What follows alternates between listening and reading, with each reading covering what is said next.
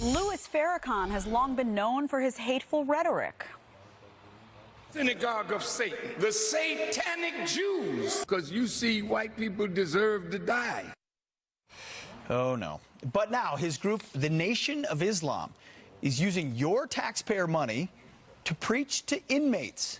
So why would the government think this is a good idea? Here now to react is founder and president of the American Islamic Forum for Democracy, Dr. Zuhdi Jasser.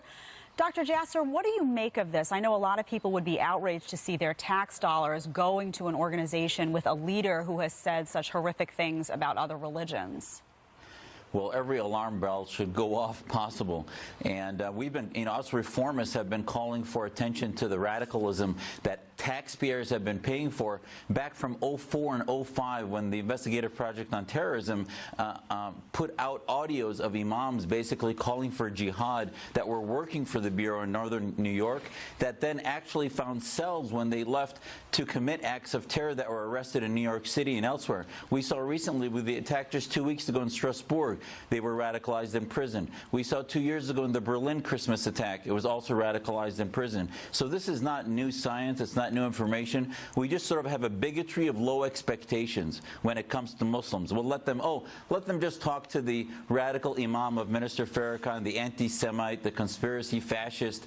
It doesn't matter, it's just Muslims. Well, we need to hold us Muslims accountable to the same standards we hold everybody else. The American taxpayer should not fund their own demise of our society. And we need a whole-of-government approach to radical Islam. We don't. So every little corner of government, the prisons, the military, etc., all separate out into just political correctness rather than dealing with the ideology. You're right. And, Doctor, the left defends them and enables that radicalization. You're entirely right. This is what the Nation of Islam says in defending the federal funding. They say, the Nation of Islam, which is comprised of tax-paying citizens, has a right to do business with the American government. The work of the Nation of Islam is a great benefit and blessing to the American penal system. So it's a black nationalist group led by Louis Farrakhan who said these terrible things. What justification, truly, if you're a lawmaker, what's your justification for funding something like this in our prisons? There isn't one. They simply are treating Muslims with a bigotry of low expectations. They're simply not holding us accountable. Where are the other Muslims saying, you know what, Louis Farrakhan doesn't speak for us? Where are the other Muslims that reject the idea that his kind of hate and anti-Semitism and anti-Westernism?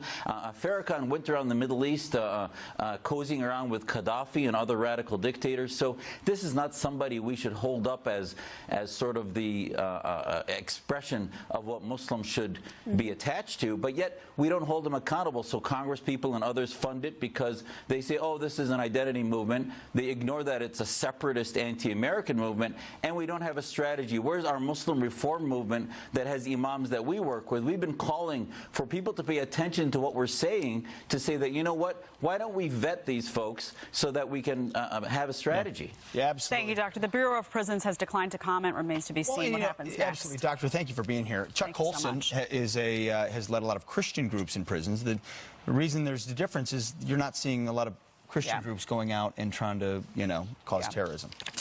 Okay. Let us know what you think. Friends@foxnews.com. Coming up, the government